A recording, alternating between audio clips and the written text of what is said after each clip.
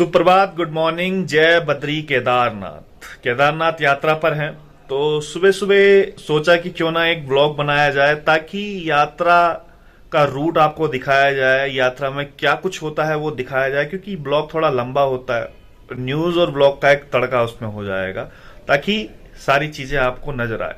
सबसे पहले बात करते हैं कि ठहरने की व्यवस्था जो केदारनाथ में है किस प्रकार की है। अभी देखिएगा, हम एक होटल में हैं अभी हम, और होटल में सब कुछ है, लगभग लगभग फुल फर्निश्ड होटल है और सामने का व्यू अच्छा है। काफी लोग कह रहे थे कि होटल जो है 15-15 हजार रुपए के मिलते हैं, तो खुद एक्सपीरियंस के आधार पर हम लोग बता सकते हैं कि अभी जहां हम रुके हैं ये ज्यादा महंगा होटल नहीं है। ये करीबन 2000 का ये होटल है, 2 कमरे लिए हैं, 4000 रुपए का होटल, कोई महंगा नहीं है। ये अफवाह है कि 15-15 हजार रुपए का होटल मिल रहा है। यात्रा का पीक चल रहा है अभी, लेकिन फिर भी सस्ता होटल है, ज्यादा महंगा नहीं है। और ये देखिएगा, ये हमारे त्रिभुवन चौहान अभी सो ही रहे हैं, बिल्कुल सो के उठे हैं। उठो भाई, गुड मॉर्निंग बोलो सभी को। सभी को बोलो। हम ब्लॉग बना रहा हूँ अभी ना। अबे सुबह सुबह दर्शन हो गए सबके। Good morning. चले निकले, 22 किलोमीटर तकरीबन चलना है हमें पैदल। बाहर लग रहा है। 22 किलोमीटर पैदल चलना है, और सोच सोच के मैं तो बड़ा खुश हो रहा हूँ। त्रिभुवन भाई बड़ा घबरा रहे हैं क्योंकि इनका जो ये टोन है ना। क्या कहता है bro, are you ready for?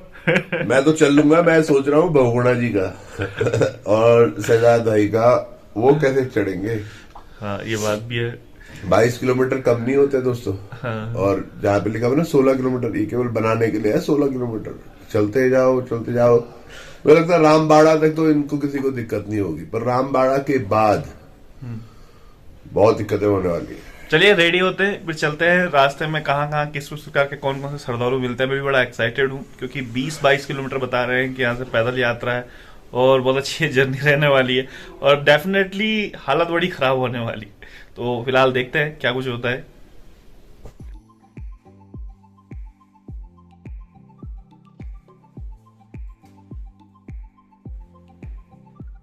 तो हमने बैग पैक किया और सीधा निकल पड़े केदारनाथ के लिए, क्योंकि अभी हमें सोनप्रयाग जाना है। सोनप्रयाग से ट्रैकर मिलते हैं और सीधा उसके बाद वहां से केदारनाथ। तो यहाँ पर हम अपना सामान गाड़ी में रख रहे हैं क्योंकि गाड़ी हमें यहीं पर छोड़नी है। वहां से सीधा ट्रैकर लेना है, सोनप्रयाग से ट्रैकर मिलता है। तो हम लोगों ने गाड़ी में सामान रखा और निकल पड़े सीधा उसके बाद सोनप्रयाग।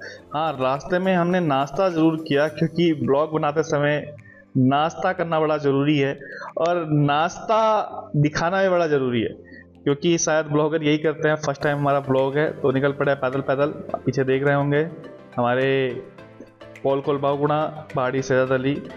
रास्ते में जाते जाते एक चीज़ बड़ी अजीब लगी। सुबह से तकरीबन 3 बजे ये लोग जो आप देख रहे होंगे, यकीन मानिएगा 4 से 5 किलोमीटर तक लंबी ये लाइन थी, और इसमें 50 साल, 60 साल, 70 साल और 80 साल तक के बुजुर्ग इस लाइन में थे। 4-5 किलोमीटर ये लंबी लाइन। ये बड़ा अजीब लगा क्योंकि जिन लोगों ने रजिस्ट्रेशन करवा रखा था वो भी इस लाइन में थे, और जिन लोगों ने रजिस्ट्रेशन नहीं करवा रखा था वो भी इस लाइन में थे।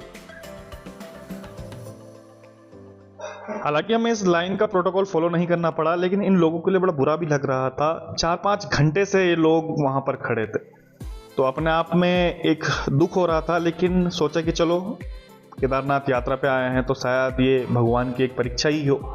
लेकिन सिस्टम पर एक सवाल भी था, प्रशासन क्यों इस तरीके से सुबह सुबह 3 बजे से लाइन में लगवा रहा था, क्योंकि दिन में इसका कोई प्रोटोकॉल नहीं था। दिन में कोई भी लाइन नहीं लगाता था, तो सुबह सुबह 4-5 किलोमीटर की लंबी लाइन क्यों? ऐसे में तो श्रद्धालु खुद टूट जाएंगे। फाइनली और हम लोग पहुंच गए फिर सोनप्रयाग, जहां से ट्रैकर मिलते हैं। 50 रुपये यहाँ से गौरीकुंड तक के लिए जाते हैं, और अभी वेट करना पड़ता है क्योंकि लाइन बाय लाइन ये सब चीज़ें लगती हैं। तो यहाँ से 50 रुपये सीधा गौरीकुंड। हालांकि खच्चर आपको नजर आ रहे होंगे, लेकिन खच्चरों से यहाँ से नहीं जाया जा सकता क्योंकि काफ़ी लंबा सफ़र है। तो फाइनली हम लोग ट्रैकर में बैठ गए, और ट्रैकर से पहले जहाँ पर गौरीकुंड छोड़ता है तकरीबन 1 किलोमीटर पहले उतरना पड़ता है, क्योंकि इतना लंबा जाम यहाँ पर लगा रहता है कि आपको उतरना ही पड़ता है। और ये आप देख रहे होंगे दोनों के हाथों में ये जो डंडे हैं, ये 50 रुपए का एक डंडा वहां पर मिलता है, और ऊपर अगर आप जाएंगे तो 150 रुपए की बोतल यहाँ पे मिलेगी। और पहले हम तो सोच रहे थे इतना महंगा क्यों देते हैं, लेकिन जैसे जैसे हमने चढ़ाई करी तो वैसे वैसे हमारे समझ में आने लग गया। अच्छा, एक चीज ये है, ये देख रहे होंगे आप जिनके पीछे ये टोकरी बास्केट लगी हुई है, और ये लोगों को ले आते हैं।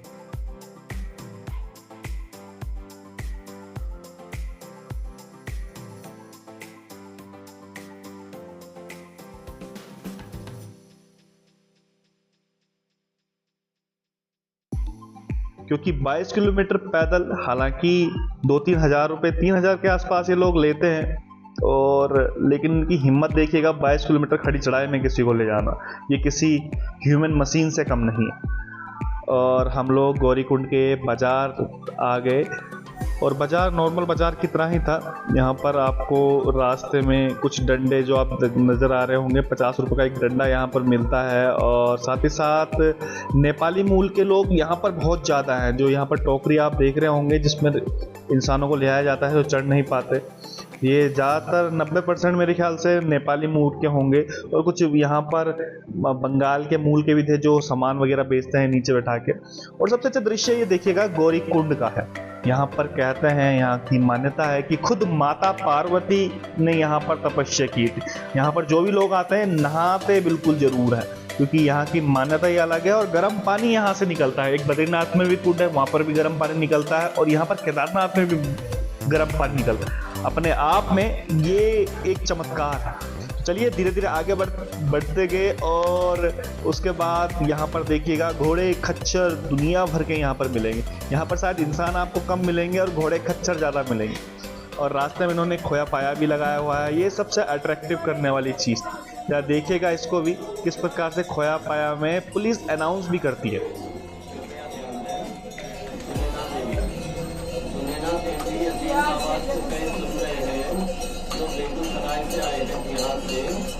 आपके साथी पुलिस चौकी घोड़ा पड़ाव में इंतजार कर रहे हैं।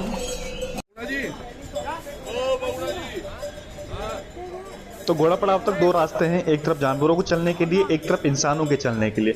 जानवर घोड़े खच्चर, लेकिन कुछ आपको गधे भी चलते हुए नजर आएंगे जिनको ये पता नहीं है कि कौन सा जानवरों का रूट है और कौन सा इंसानों का रूट है। तो गधे जरूर नजर आ जाते हैं, और वो हर जगह नजर आ जाते हैं। तो हम लोग सीधा सीधा चल पड़े घोड़ा पड़ाव की ओर, और घोड़ा पड़ाव से असली जो यात्रा है, जो घोड़ों से जाना चाहते हैं, वो शुरू होती है। करीबन 2800-2900 के आसपास यहाँ से आप घोड़ा ले सकते हैं, जो सीधा आपको केदारनाथ तक छोड़ेगा। तो यहाँ से घोड़ा पड़ाव से लोग घोड़े की सवारी करते हैं, जो लोग ऊपर तक नहीं चल पाते हैं, क्योंकि कई लोग ऐसे हैं। और ये देखिएगा सबसे अट्रैक्टिव करने वाली चीज़ें, ये पालकी भी 4 आदमी एक को ले जाते हैं, और 12-13 हज़ार रुपये यहाँ से लेते हैं। और जेन्युइन रेट भी है मेरे ख्याल से, 22 किलोमीटर आपको 4 आदमी छोड़ रहे हैं कंधों पे, तो शायद इतना ज़्यादा बुरा भी नहीं है।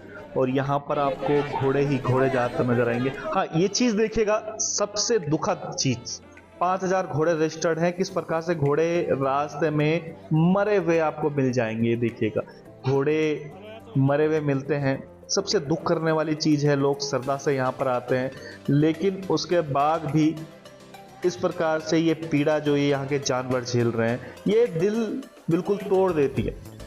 इन्हें देखकर लगता है कि भगवान केवल इंसानों के लिए है, जानवरों के लिए कोई भगवान नहीं, इतनी यातना ही ये झेलते हैं। तो चलिए धीरे धीरे आगे बढ़े हम लोग, और रास्ते में हमें कुछ फाइट भी देखने को मिली। ये देखिएगा, आपस में ही घोड़े वाले भिड़ जाते हैं, क्योंकि कुछ रजिस्टर्ड हैं, कुछ नॉन रजिस्टर्ड हैं। तो ये चीज़ तो अब भैया आपको ग्राउंड में ही देखने को मिलेगी। वाकई में ये देखिएगा, नेपाली मूल के लोग हैं, और बिल्कुल एकदम चाइनीज कुंग फू मास्टर की तरह ये लोग आपस में लड़ाई कर रहे हैं, उछल उछल के, हाथों में डंडे हैं, और एक दूसरे को गुट बना बना के मार रहे हैं। थोड़ा आपको भी मजा आएगा ये देखेगा लड़ाई। इसकी लड़ाई को मैं आपको जो जेन्युइन तस्वीरें हैं वो आपको दिखाता हूँ। अरे यार लड़ाई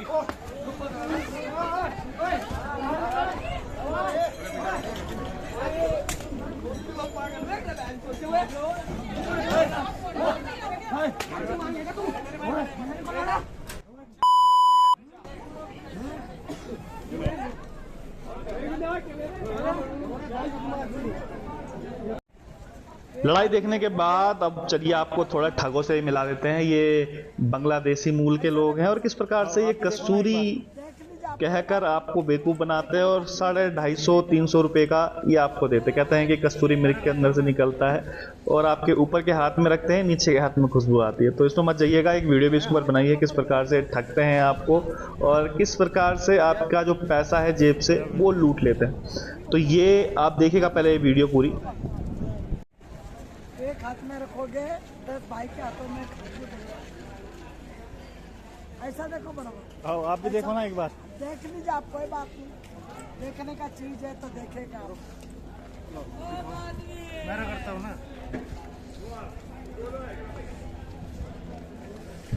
हमारा कपड़ा पर भी रख दो। आ गया? पक्का कसूर